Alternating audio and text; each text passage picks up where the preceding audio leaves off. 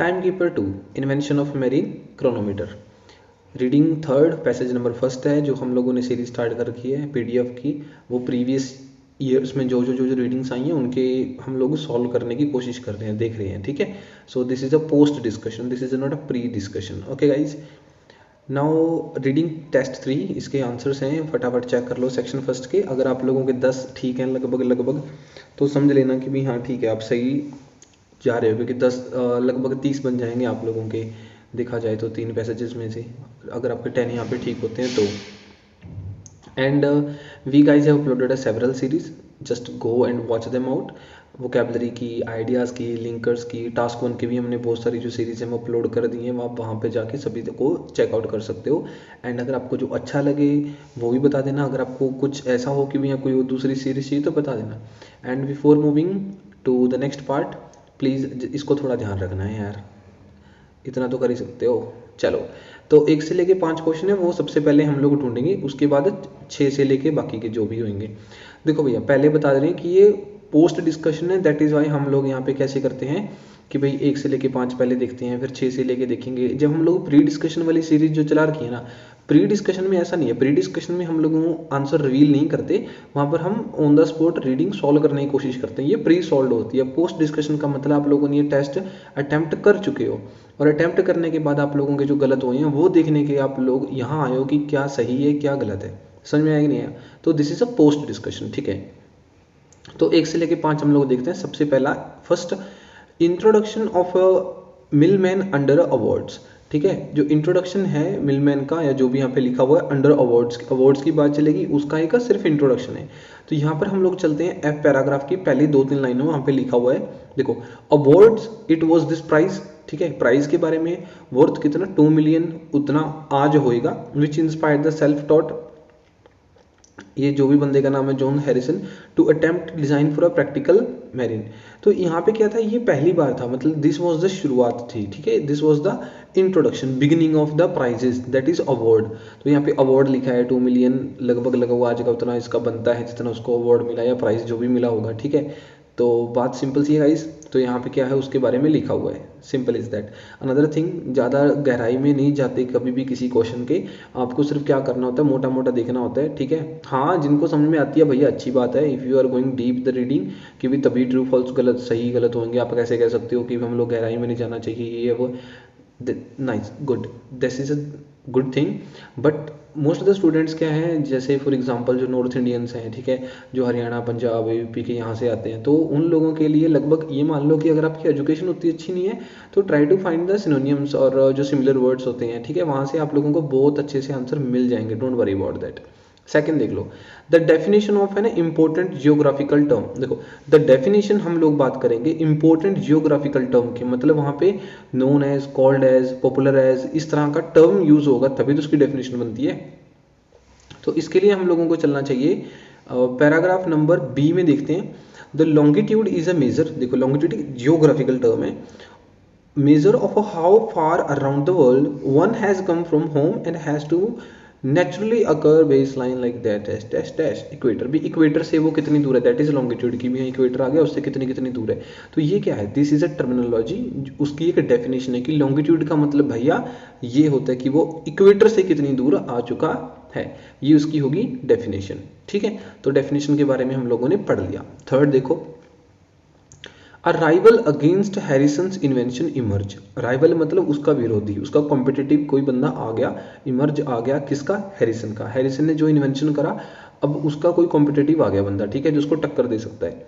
सो third के लिए we should go to the paragraph number H, वहाँ पे लिखा हुआ है, जॉन हेडली नाम का कोई बंदा था, एन इंग्लिश मैथमेटिशियन था, उसने भी एक सेक्सटन नाम की कोई डिवाइस था उसको डेवलप कर लिया, who was a competitor of Harrison, साफ साफ बिल्कुल क्लियर शब्दों में लिखा है, कॉम्पिटिटर ऑफ हैरिसन। अब कॉम्पिटिटर ऑफ हैरिसन का क्या मतलब निकलता है यहाँ पर, कि भाई वो उसका राइवल था, राइवल मतलब उसको जो टक्कर दे सकता था, that is rival, that is competitor. तो इसका हो गया एच। फोर्थ देख लो, the problem of a sailor encountered in identifying the position on the sea. भाई कुछ प्रॉब्लम्स थी जो उनको फेस करनी पड़ती थी, क्या करते हुए, सेलर्स मतलब जो समुद्र में जाते हैं, ठीक है। Encounter in identifying the positions in the sea में पोजीशन को कैसे पता लगाएं, ना पेड़ है ना पौधे हैं ना कोई इमारत है, कुछ भी नहीं है भैया, वहाँ पे तो कुछ भी नहीं है देखने के लिए, तो साफ समुद्र में कैसे पता लगाएं कि हम लोग कहाँ पर हैं। तो ये इसकी प्रॉब्लम थी, उसके बारे में इन लोगों ने बता रखा है सी पैराग्राफ में, वो आप देख लेते हैं यहाँ पे। बिल्कुल, तो सी पैराग्राफ का आपको नेक्स्ट पेज में ये जो इमेज है ना, उससे ऊपर सबसे ऊपर येलो वाली लाइंस पढ़ते हैं, वहाँ पे देखते हैं we been unable to, sellers been unable to, sellers हैं क्या भाई, वो अनेबल थे, अनेबल मतलब योग्य नहीं थे, to determine the positions at sea with accuracy and they faced a huge attendant risk of shipwreck और running out of supplies without reaching then destination. That means कि भाई उनके यहाँ पे प्रॉब्लम क्या थी, जब वो समुद्र में थे ना, तो सी विद एक्यूरेसी, येलो लाइंस पढ़ो, accuracy and they faced huge and risk, मतलब वहाँ पे बहुत सारे रिस्क थे। रिस्क कैसे थे, रिस्क थे या तो भाई वो शिप मतलब चाहे तो टूट जाएगी शिप, कितना टाइम चलेगी, या वो सप्लाई हो जाएगी, खत्म हो जाएगी सप्लाई, सप्लाई का मतलब होगा खाने पीने का सामान खत्म हो जाएगा। ये प्रॉब्लम थी जो उनको फेस करनी पड़ती थी, क्योंकि समुद्र में कोई भी निशान है नहीं, पोजीशन का पता नहीं चलता। तो पोजीशन के लिए यहाँ पर भी इन लोगों ने क्या लिख रखा है, पोजीशन, वहाँ पर भी क्या लिखा हुआ है, पोजीशन, ठीक है। तो नेक्स्ट इज फिफ्थ क्वेश्चन, ध्यान से पढ़ना। Economic assist from another counter part, another counter part मतलब जहां से मिल रही थी, ठीक है, किसी दूसरे से भी उन लोगों को इकोनॉमिक मतलब पैसा, असिस्ट मतलब हेल्प, पैसे की हेल्प उन लोगों को मिली। तो इसके लिए हम लोगों को चलना चाहिए भैया एफ पैराग्राफ में, एफ पैराग्राफ का जो सब सेकंड पैसेज है वहां पर आपको येलो लाइंस में लिखा हुआ मिलेगा, प्राइस एंड वेंट टू। देखो एफ पैराग्राफ किसके आंसर थे, फर्स्ट का था, वहां पे प्राइस की बात हो रही है, तो पांचवें के भी वहीं से मिलेगी, क्योंकि प्राइस और economic assist it's almost kind of a same, passage के अकॉर्डिंग, वैसे तो बहुत डिफरेंस है, पैसेज के अकॉर्डिंग बोल रहा हूं मैं। Prize and went to London, ठीक है, are seeking financial assistant, financial मतलब पैसा, असिस्टेंट मतलब help. He presented his ideas to Edmund Halley, the astronomer royal था, Halley referred him to George Graham, the country's foremost clock maker, तो उसने उसको वहां पे रिकमेंड करा और इंप्रेस होकर हैरिसन की उसने उसकी हेल्प करी होगी, आगे तुम पढ़ोगे तो बड़े आराम से पता चल जाएगा। दैट मीन्स क्या हो गया कि भाई अगर हम लोग फाइनेंशियल हेल्प की बात करें, फाइनेंशियल असिस्टेंस की बात करें, इकोनॉमिक असिस्टेंस की बात करें, देन ये अपने को मिलेगा एफ पैराग्राफ के सेकंड जो सब पैसेज है वहां पर लिखा हुआ है सीकिंग, मतलब चाहिए, जरूरत है किस चीज की, फाइनेंशियल असिस्टेंस। खत्म, चलो ठीक है। उसके बाद हम लोग चलते हैं यहाँ पे 6 से लेके 8 क्वेश्चन है। छठा क्वेश्चन है ये यस है, देख लेते हैं कहां से इसका यस आया। It is with no great effort by sailor to calculate the positions when in the center of a ocean theoretically. But it was no great effort by sailor to calculate the position. अगर वो centre में भी होते ना ocean के, उनके लिए मुश्किल ही नहीं था कि पोजीशन को हम लोग कैसे कैलकुलेट करें, कर लेते थे। There was no great effort, ज़्यादा उनको एफर्ट लगाने की जरूरत नहीं पड़ती थी, क्वेश्चन ऐसा बोलता है। बिल्कुल देख लेते हैं, ये बी पैराग्राफ में लिखा हुआ है, हम लोग पढ़ते हैं फोर्थ लाइन राइट साइड से लिखा हुआ इवन, ठीक है, ये जो हाईलाइटेड लाइन है इनको पढ़ो ध्यान से। Even when in the middle of the ocean, अगर वो मिडल ऑफ द ओशियन में होते तब भी, हाँ हल्की फुल्की प्रॉब्लम देखो होती होगी। यहाँ पे क्वेश्चन बोल रहा है कि उनको ज्यादा एफर्ट नहीं करने, थोड़े बहुत करने पड़ते होंगे, ज्यादा नहीं करने। उसके लिए देखो क्या बोल रहे हैं, even when in the middle of the ocean with no land in the sight knowing the longitude position is very simple in a theory. Position क्या है, थ्योरेटिकली उनको पता होती थी कि हम लोग कहाँ पर हैं। समझ में आया, ठीक है। तो इसीलिए आंसर क्या हुआ अपना 6 का यस आया। 7 देख लो, ये कहते हैं कि भाई अगर आपको लॉन्गिट्यूड का पता लगाना है, to determine the longitude a measurement of a distance from moon to a given star is must. ध्यान से देखना, distance from moon to a given star मतलब मून से एक गिवन स्टार का डिस्टेंस आपको पता होना चाहिए। मून से एक गिवन स्टार का, जो भी आप लोगों को स्टार वहां पे दिखेंगे ऊपर है ना आसमान में, उसका आपको मून तक का डिस्टेंस पता होना चाहिए। चलो देखते हैं बात सही है कि नहीं है। 7 देखो, 7th के लिए हम लोगों को चलना चाहिए। इसके लिए हम लोग चलते हैं पैराग्राफ नंबर सी में। सी में लिखा हुआ है पैराग्राफ नंबर क्या बोलता है, the angular position of a moon, third line से पढ़ रहे हैं, जहां से येलो जो हाईलाइटेड लाइंस हैं वो खत्म होती है वहां से पढ़ रहे हैं। The angular position of a moon and other bright star was record in 3 hour intervals of a Greenwich time in order to determine. भाई अगर आपको ग्रीनविच टाइम की, चलो वो बात होगी, अगर आपको पता लगाना है लॉन्गिट्यूड का, sailors had to measure the angle between a moon center and a given star. उसके बीच का एंगल पता करना है, ठीक है। उसको हम लोग क्या बोलते हैं, लूनार डिस्टेंस बोलते हैं। लेकिन रीडिंग क्या बोलती है, क्वेश्चन बोलता है कि भाई हम लोगों को उसका डिस्टेंस मापना है, डिस्टेंस नहीं ना मापना, मापना क्या है, हमको एंगल मापना है, ठीक है। तो इसके लिए आंसर क्या हुआ 7th का हमारा हो गया नहीं, गलत हो गया, ठीक है, नो आ गया। बिकॉज क्योंकि क्वेश्चन इज सेइंग कि you have to measure the distance but we have to measure the angle, so that is why answer of 7th is no. 8th is not given, तो उसको आप ढूंढने की कोशिश करोगे भी नहीं। वैसे भी अगर आपको 6th और 7th का आंसर पता चल गया तो उस पर टाइम क्यों खराब करते हैं हम लोग 8th पे। सिंपल सी बात है, एक यस है एक नो है, जो आगे आने वाला हो गया वो अपना क्या होएगा, नॉट गिवन, बिल्कुल। आगे देखते हैं, उसके बाद 9th देखते हैं। 9th पहले क्वेश्चन पढ़ लेते हैं भाई। बहुत हजारों साल पहले, 100 ईयर्स एगो क्या हुआ था, कई सौ साल पहले जो सेलर्स थे वो आइडेंटिफाई करते थे time by checking the sun star, check करते थे। ट्रबल थी, edited a reliable clock which showed time of dash and the time keeper required would be precisely. उनके पास कुछ ऐसा डिवाइस था जो समय दिखाता था। अब समय किस चीज का दिखाता था वो देखना पड़ेगा। हम चलते हैं डी पैराग्राफ में। अब डी पैराग्राफ में हम लोग ना पढ़ते हैं बिल्कुल सेकंड लाइन से राइट साइड से, ऑल ही हैज, ठीक है। All he has to do is keep it wound up and running and he must never reset the hands throughout the voyage. This clock then provide कौन सा, home time, कि भाई जो घर से लेके वो घड़ी निकलता था उसको बंद नहीं होने देना, उसको चलते रहने देना है, उसको रीसेट नहीं करना, और ये आपको होम टाइम बताएगी, मतलब घर का समय बताएगी, घर पे कितना टाइम हो चुका है, घर पे कितनी तारीख हो चुकी है, मतलब जहाँ से तुम लोग आए हो, है ना। घर इट डजेंट मीन कि घर स्पेसिफिक घर, it can be home country, it can be home land, ठीक है, उनके बारे में बातचीत हो रही है। तो आंसर क्या है इसका, होम। वो शोड टाइम कहाँ का दिखाता है, होम का। And time keeper required would be precisely tell a tangible time lapse confined to dash. वो टेंजिबल जो टाइम लैप्स है ना, मतलब टाइम लैप्स मतलब कितने समय का उसमें गैप है, वो बिल्कुल टेंजिबल सा है, थोड़ा सा है। तो टेंजिबल है, कितना है वो देख लेते हैं। कन्फाइंड टू बिल्कुल कम सा है, कितना है वो देखते हैं।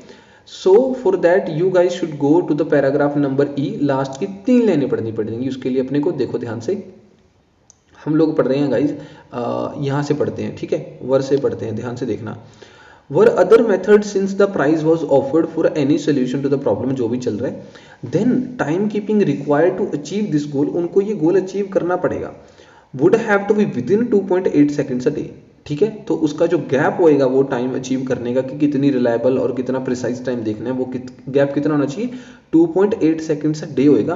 अब performance considered impossible for any clock at sea and unthinkable for a watch, ठीक है। तो ये क्या था, उस समय लगभग इम्पॉसिबल और अनथिंकेबल था, even under a very best condition में भी। लेकिन होना कितना चाहिए, होना सिर्फ 2.8 सेकेंड ही होना चाहिए। तो दैट इज वाई उसका जो टेंजिबल टाइम लैप्स है वो कितना, 2.8 सेकेंड्स है। तो 10th का आंसर अपने पास क्या है, 2.8 सेकेंड्स, ठीक है। अब चलते हैं नेक्स्ट, अगला क्वेश्चन देखो। एन एक्स्ट्राऑर्डिनरी क्राफ्ट्समैन हैरिसन था once created a noble clock which did not rely on something to work properly. Did not rely मतलब, रिलाई का मतलब होता है निर्भर होना, डिपेंडेंट होना। भाई वो जो क्लॉक थी वो डिपेंडेंट नहीं थी किस चीज पे, किसके ऊपर डिपेंडेंट नहीं थी वो देखना पड़ेगा। इसके लिए आप लोगों को चलना चाहिएगा इस पैराग्राफ, ये पैराग्राफ नंबर देखना पड़ेगा भैया कौन सा है। मेरे ख्याल से 5वें का क्वेश्चन देख लेते हैं, फिर पता चल जाएगा। 5वां है एफ, हाँ आपको एफ पैराग्राफ में चलना चाहिए, ठीक है, सेकंड पेज पे। एफ पैराग्राफ में अपने को ऊपर वाले में मिल जाएगा। यहाँ पे देखो हम लोग कहाँ से पढ़े, देयर फर्स्ट मेजर प्रोजेक्ट से पढ़ते हैं, सेकंड लाइन से, ठीक है। Their first major project was revolutionary turret clock for the stable to the dash park seat of the Filman family. The clock was revolutionary, भाई वो क्रांतिकारी क्यों थी, क्रांति मतलब उसने क्रांति ला दी कि भाई अच्छा यार इतनी मस्त क्लॉक आई है। क्लॉक क्या थी, because it required no lubrication, वहां पर किस चीज की जरूरत नहीं थी, वहां पे लुब्रिकेशन की बिल्कुल भी जरूरत नहीं थी, इसलिए उसमें ये बात अच्छी थी। तो 11th का आंसर आ गया ऑयल लुब्रिकेंट या फिर लुब्रिकेशन। अगर आप लुब्रिकेशन भी आंसर लिखोगे तब भी ठीक है।